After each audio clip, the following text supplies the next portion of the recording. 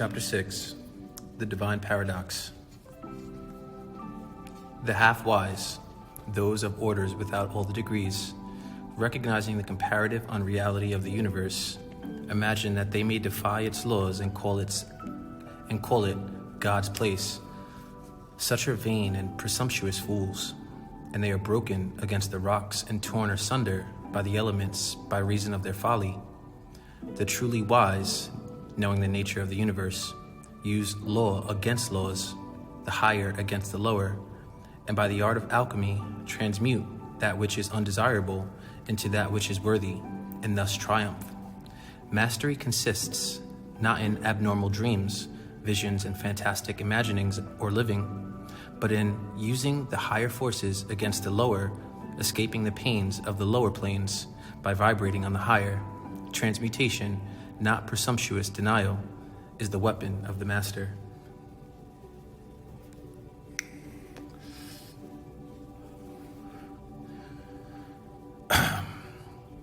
This is the paradox of the universe, resulting from the doctrine of polarity, which manifests when the all begins to create. Hearken to it, for it points the difference between half-wisdom and wisdom. While to the infinite all, the universe, its laws, its powers, its life, its phenomena, are as things witnessed in the state of meditation or dream of things only that exists or you've seen before. Yet to all that is finite, the universe must be treated as real, and life and action and thought must be based thereupon accordingly, although with an ever overstanding of the higher truth, each according to its own plane and laws. If the all were to imagine that the universe were indeed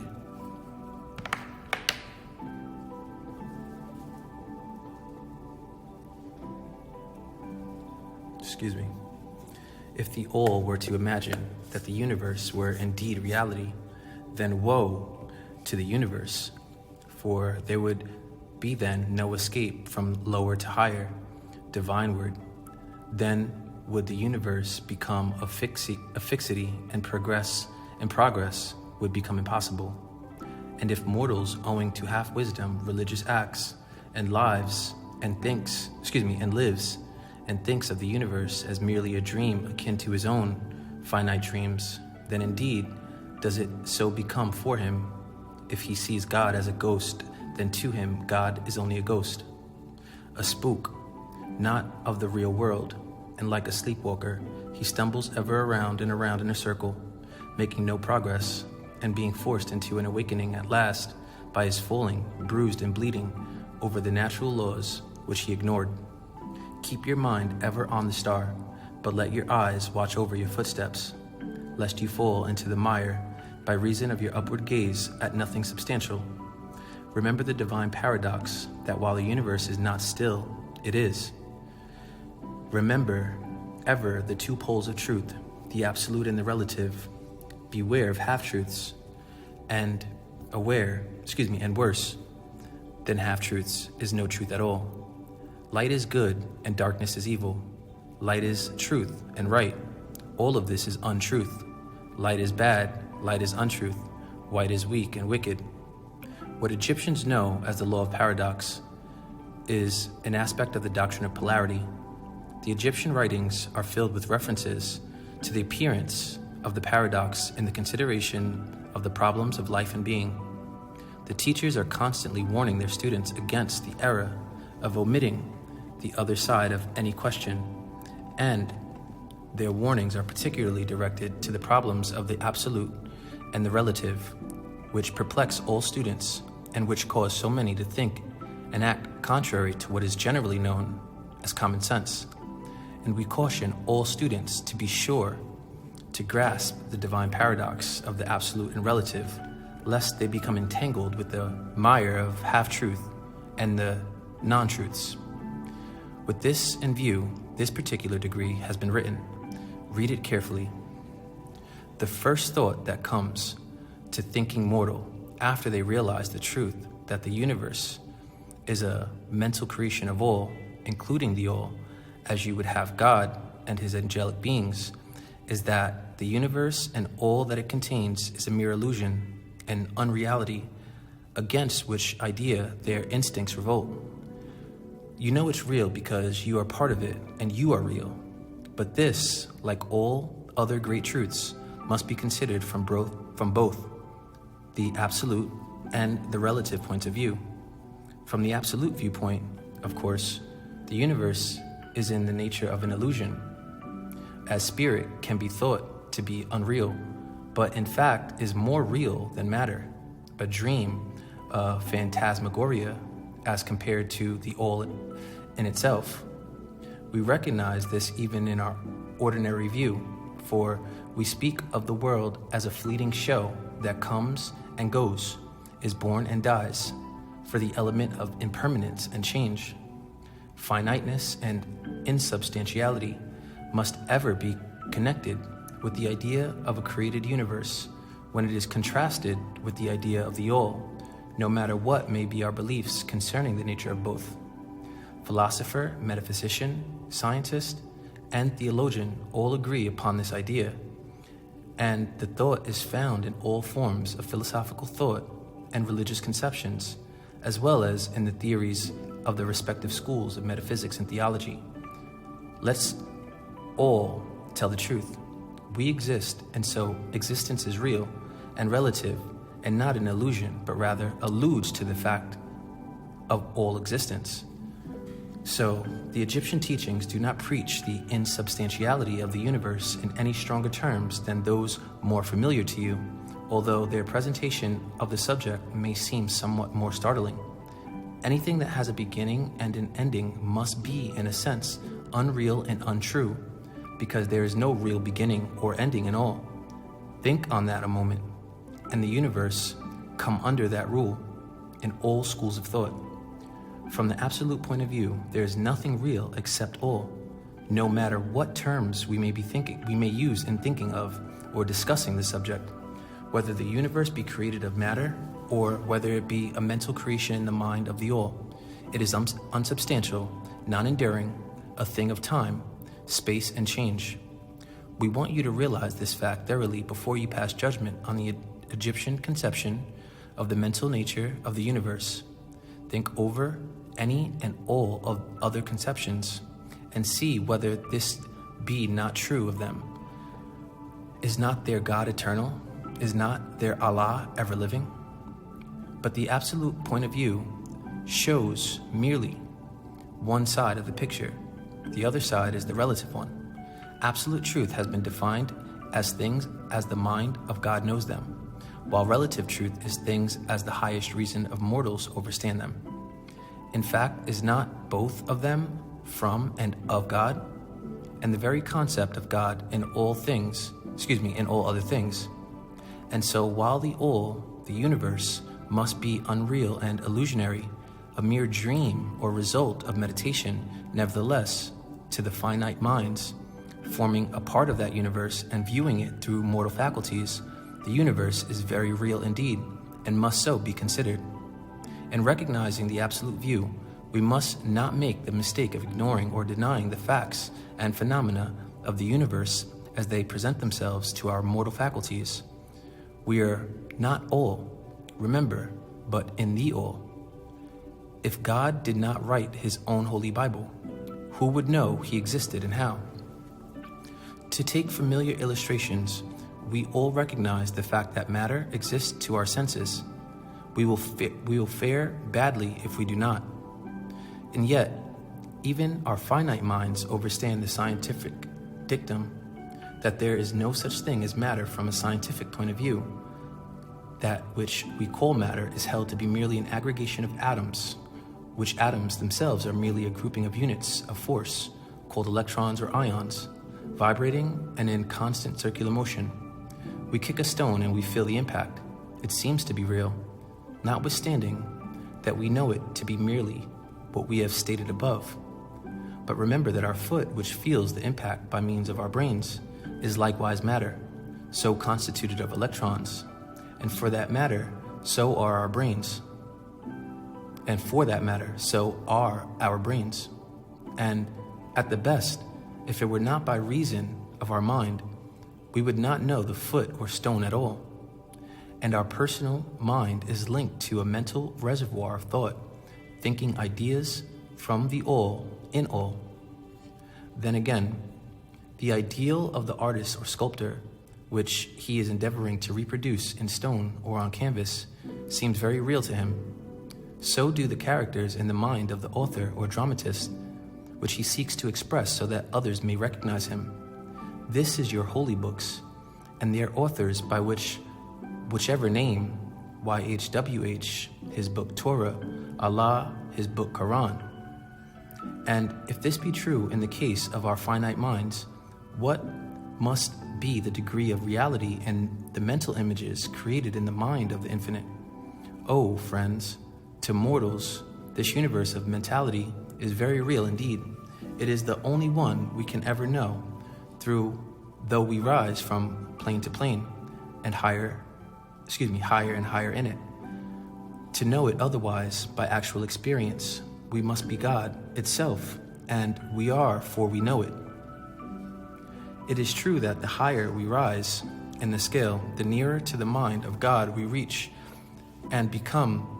As you become all experiences, the more apparent becomes the illusory nature of finite things. But not until the all finally withdraws us into itself does the vision actually vanish and we become all. So, we need not dwell upon the feature of illusion.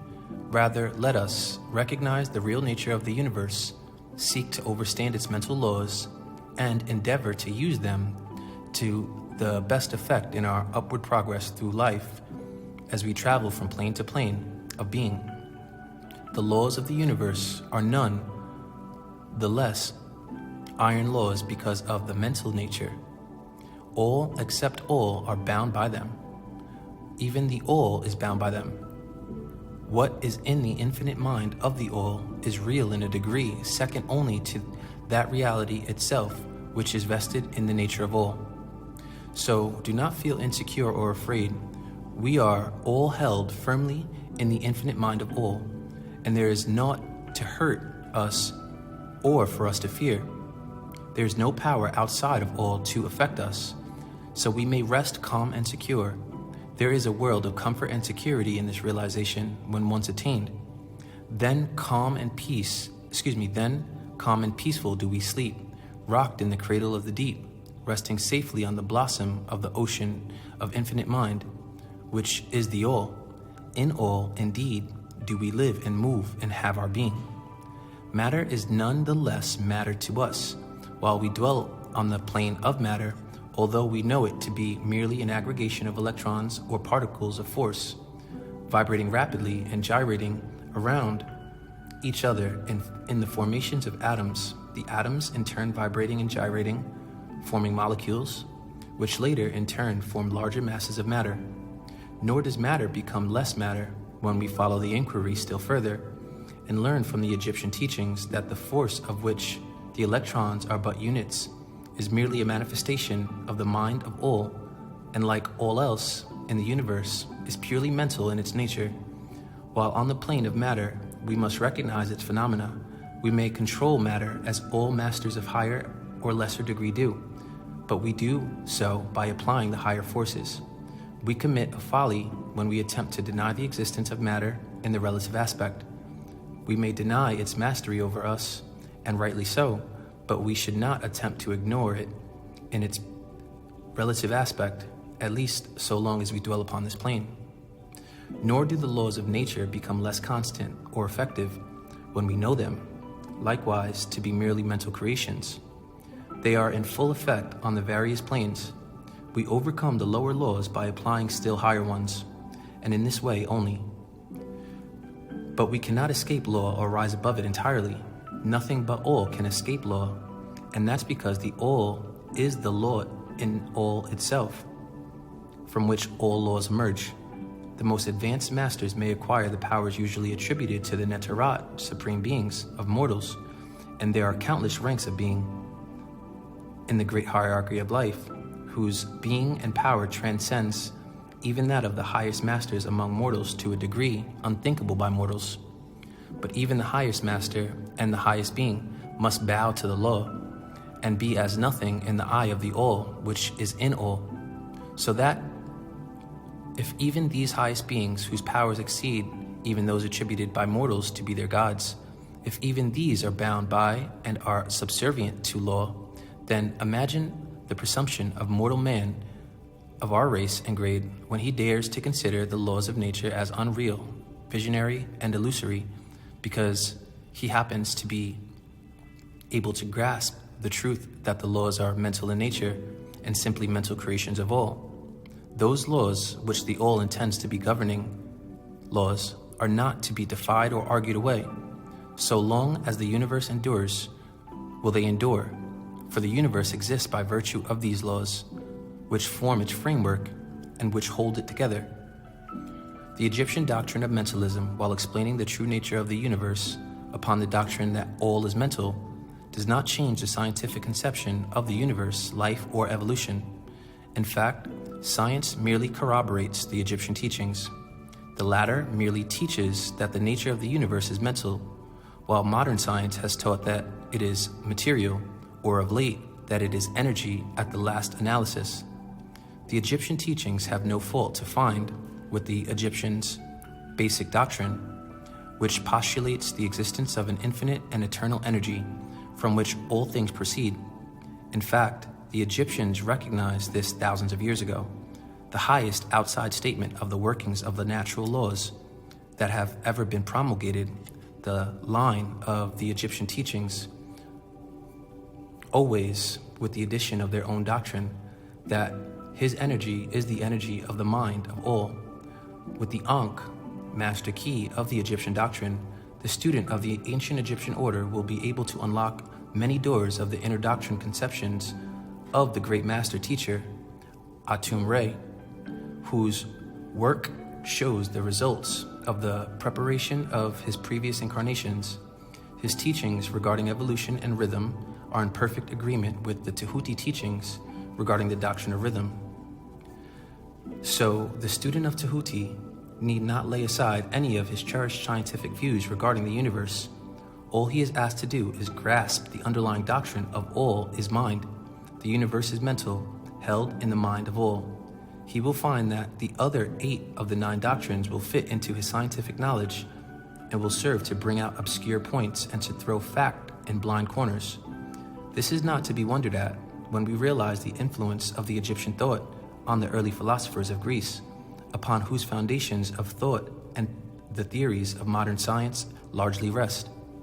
The acceptance of the first Egyptian doctrine, mentalism, is the only great point of difference between the modern science and Egyptian students, and science is gradually moving toward the Egyptian position in its groping in and putting out the blind light of confusion and untruth for a way out of the labyrinth of light into which it has wandered in its search for reality, to be blinded by religious beliefs.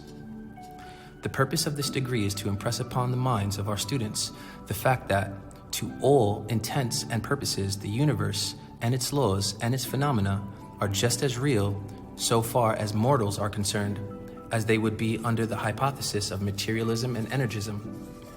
Under any hypothesis, the universe, in its outer aspect of changing, ever-flowing, and transitory, and therefore devoid of substantiality and reality. But note the other pole of the truth. Under any of the same hypotheses, we are compelled to act and live as if the fleeting things were real and substantial, with this difference always between the various hypotheses that under the old views, mental power was ignored as a natural force of evil. If we speak to our ancestors, we are doing voodoo. If they call on the dead man as saints, this is communication. While under mentalism, it becomes the greatest natural force to link with your own blood family as gods of your seed. And this one difference revolutionizes life to those who understand the doctrine and its resulting laws and practice. So, finally, students all grasp the advantage of mentalism and learn to know, use, and apply the laws resulting therefrom.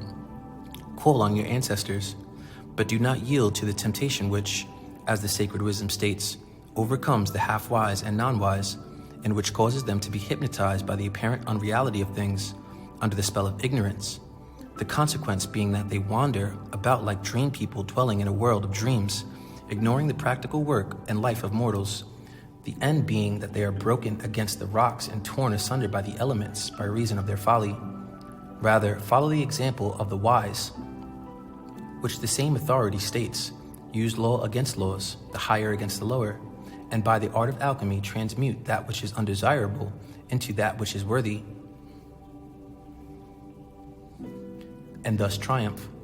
Following the authority, let us avoid the half-wisdom and non-wisdom of belief and faith, which is folly, which ignores the truth and facts of the nuapu, that mastery consists not in abnormal dreams, visions, and fantastic imaginings of living, but in using the higher forces, 9 ether, against the lower 6 ether, escaping the pains of the lower planes by vibrating on the higher. Remember always, student, that transmutation, not presumptuous denial, is the weapon of the master. The above quotations are from Tahuti and are worthy of being committed to memory by the student. We do not live in a world of dreams, but in a universe which, while relative, is real so far as our lives and actions are concerned. Our business in the universe is not to deny its existence, but to live, using the laws to rise from lower to higher, living on, doing the best that we can under the circumstances arising each day as the sun, Atum Re, and living through the day as Atum Re, so far as is possible to our highest ideas and ideals, and going to rest as Amun Re. The highest authorities and our own intuitions teach us that we will make no mistake in living up to the best that is in us, so far as is possible, and realizing the universal tendency in the same direction in spite of apparent evidences to the contrary. We are all on the path, and the roads lead upward ever, with frequent resting places. Read the message of the sacred wisdom and follow the example of the wise Tahuti, avoiding the mistake of the half-wise and unwise, who perish by reason of their folly and religion. Peace, and bless yourself.